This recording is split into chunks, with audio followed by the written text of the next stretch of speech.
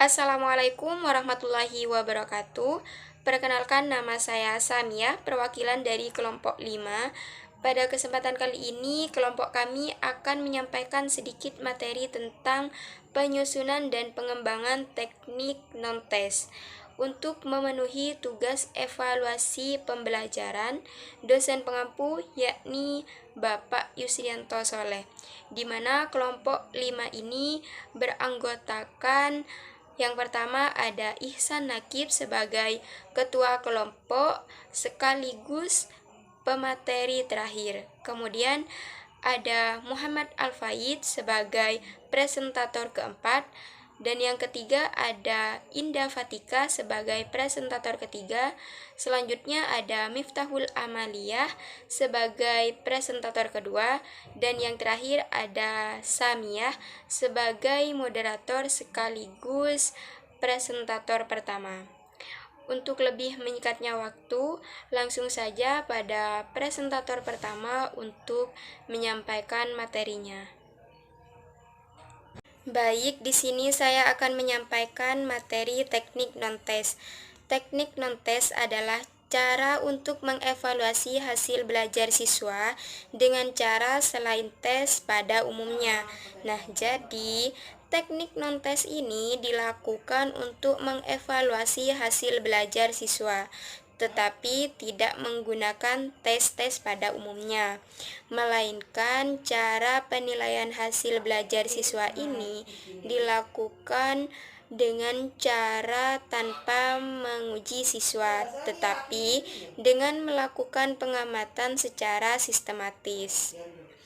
Teknik non-tes dapat diartikan sebagai alat untuk mengumpulkan data yang bersifat komprehensif. Artinya, instrumen non-tes dapat digunakan untuk menilai berbagai aspek dari responden, sehingga tidak hanya untuk menilai aspek kognitif, tetapi juga aspek afektif dan psikomotorik. Selanjutnya ada bentuk-bentuk teknik non-tes. Yang pertama ada observasi.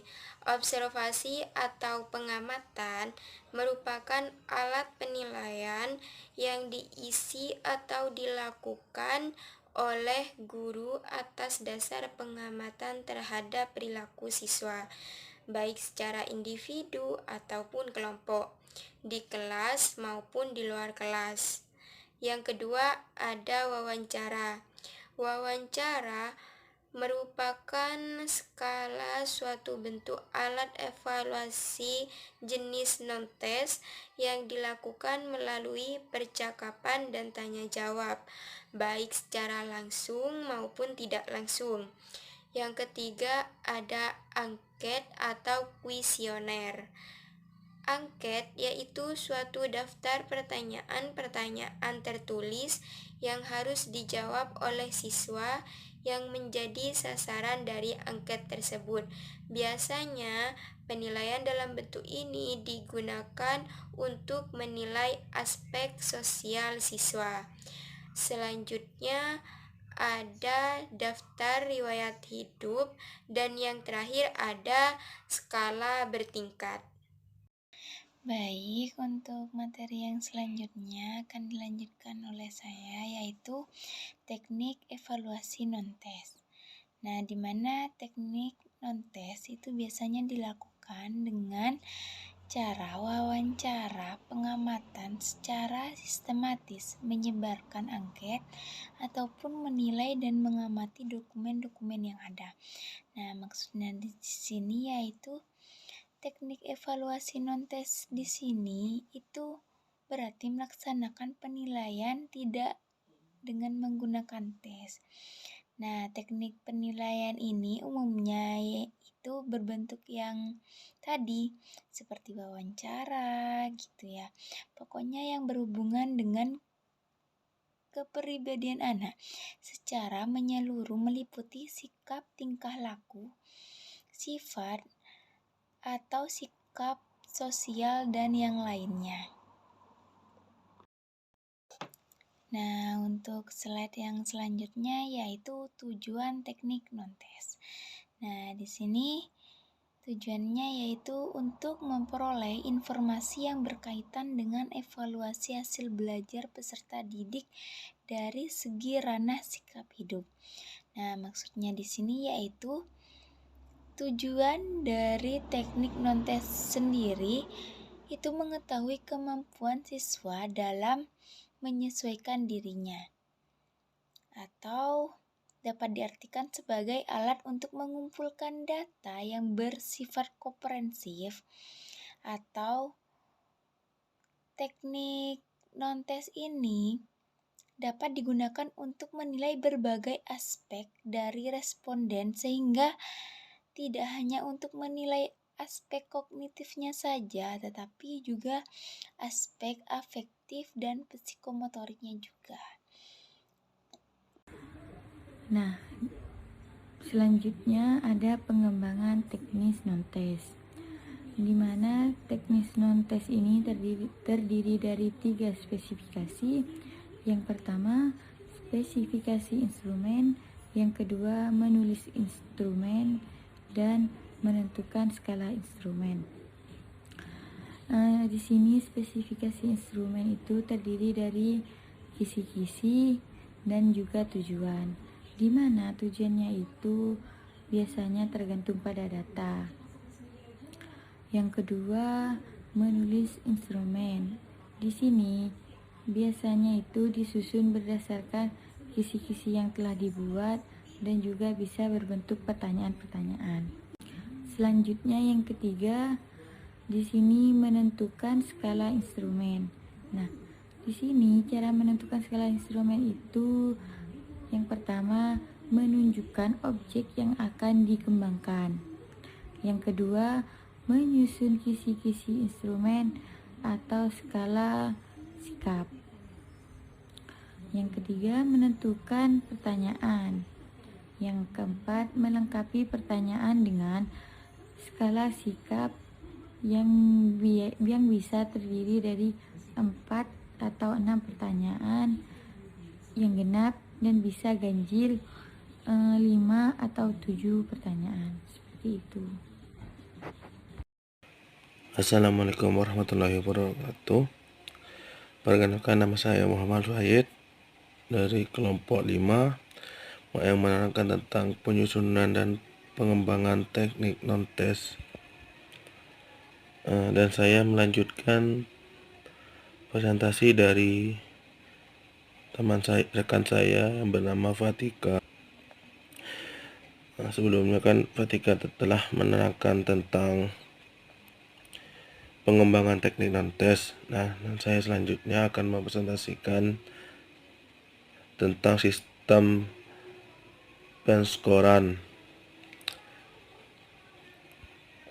Sistem penskoran yang digunakan tergantung pada skala yang digunakan. Misalnya, apabila sistem penskoran yang digunakan tergantung pada skala yang digunakan. Misalnya, apabila yang digunakan skala Trueston, maka skor tertinggi tiap butir adalah 7 dan terendah adalah 1. Selanjutnya, telaah instrumen. Telaah instrumen kegiatan pada adalah meneliti tentang, yang pertama itu adalah kesesuaian antara butir pertanyaan dengan indikator. Yang kedua itu komunikatif bahasa yang digunakan. Yang ketiga itu kebenaran dari tata bahasa yang digunakan. Yang keempat, ada tidaknya bias pada pertanyaan. Yang kelima itu kemenarikan format instrumen, kecukupan. Yang keenam, kecukupan butir instrumen sehingga tidak membosankan. Selanjutnya menerangkan tentang merakit instrumen.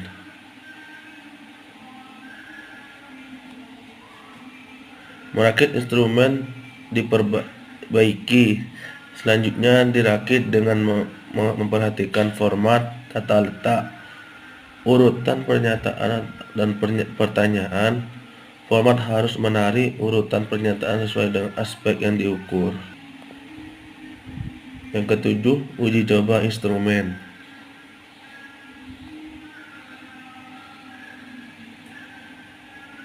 Uji coba instrumen. Setelah dirakit instrumen diuji coba. Sampel uji coba dipilih yang karakteristiknya mewakili populasi yang ingin dinilai. Ukur dari satu sekolah atau lebih. Yang kedelapan, analisis hasil uji coba.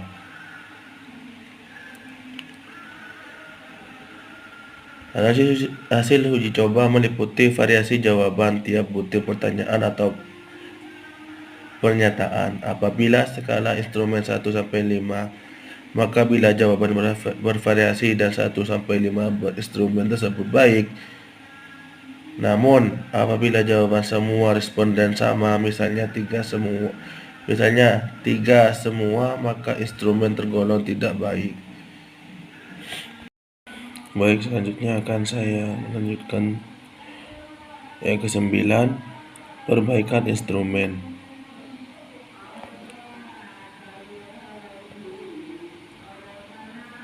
Perbaikan dilakukan terhadap butir-butir pertanyaan atau pernyataan yang tidak baik.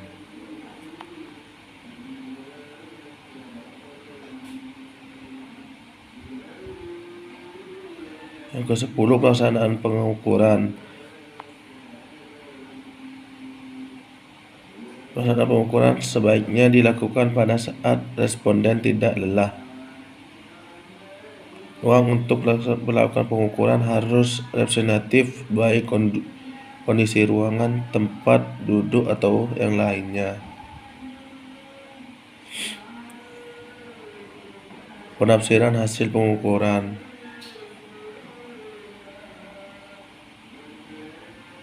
Hasil pengukuran berupa skor atau angka yang disebut penilaian. Untuk menafsirkan hasil pengukuran diperlukan suatu kriteria. Kriteria yang digunakan tergantung pada skala dan jumlah yang digunakan. Baik, terima kasih. Selanjutnya akan diterangkan oleh teman saya berikutnya. Bismillahirrahmanirrahim. Assalamualaikum warahmatullahi wabarakatuh.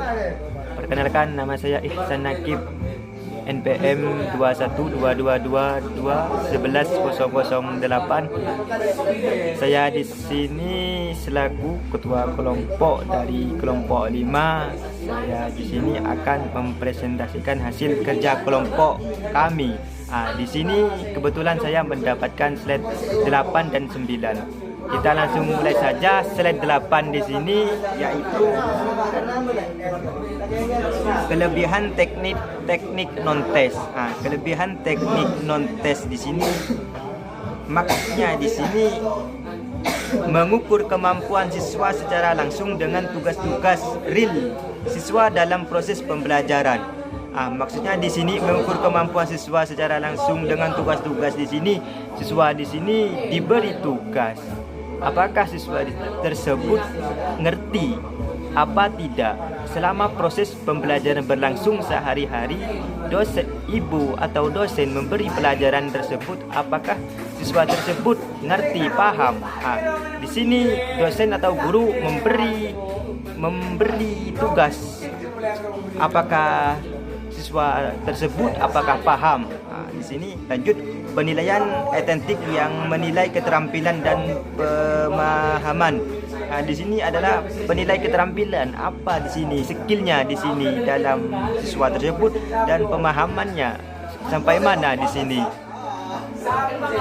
Di sini lanjut dengan menilai secara langsung performasi murid dengan setting yang alami. Maksud menilai secara langsung di sini performasi murid dengan setting yang alami di sini, apa yang dilakukan murid atau mahasiswa tersebut hasilnya itu dinilai secara langsung, instansi langsung yang secara alami. Kita lanjut dengan menggunakan non-tes, guru dapat menilai siswa secara komprehensif, bukan hanya dari aspek kognitif saja tetapi juga efektif dan psikomotorik.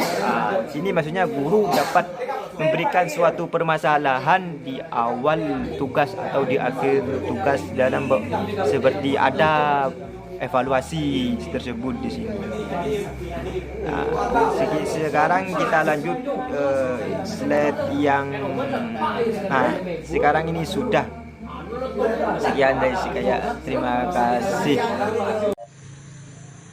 Assalamualaikum warahmatullahi wabarakatuh. Kita lanjut ke slide yang 10. Di sini slide yang 10 di sini kekurangan teknik non tes. Maksudnya di sini kekurangan teknik non tes ini penggunaan non tes untuk menilai hasil dan proses belajar masih sangat terbatas jika dibandingkan dengan penggunaan alat melalui tes dalam menilai hasil dan proses belajar. Di sini teknik non-tes adalah cara mengumpulkan kemajuan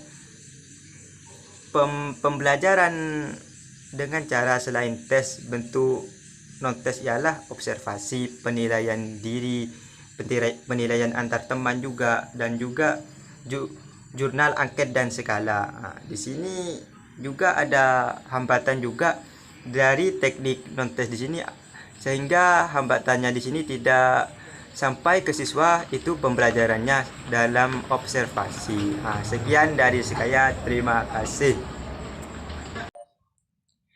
Baik, sekian pemaparan materi dari kelompok kami. Semoga apa yang kami sampaikan bisa bermanfaat bagi kita semua. Kurang lebihnya mohon maaf. Billahi taufiq wal hidayah. Assalamualaikum warahmatullahi wabarakatuh.